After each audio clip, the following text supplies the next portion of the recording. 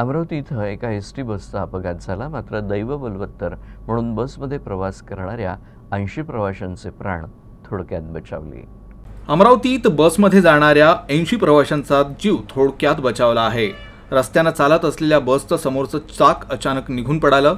मात्र चालकाच्या सावधगिरीनं प्रवाशांचे प्राण वाचले आहेत. परतवाडा अमरावती मार्गावर हा अपघात घडला आहे. चाक निघाल्यानं रस्त्यावरून बस खरपडत गेली. बसमध्ये असलेल्या प्रवाशांनी अपघाताचा थरार अनुभवला आहे. मात्र या अपघातात बसचा प्रवास किती सुरक्षित हा प्रश्न निर्माण झाला आहे. 10 दिवसांपूर्वी देखील बसचं चाक अशाच प्रकारे निघाल्याचा प्रकार घडला होता. यात आगार प्रमुख जीवन वानखेडे यांना निलंबित करण्यात आलं होतं. तर 10 दिवसानंतर आता हा अपघात घडला आहे. दैव बलवत्तर म्हणून कुठल्याही प्रवाशाला इजा झाली नाही. पुढील तपास सुरू आहे.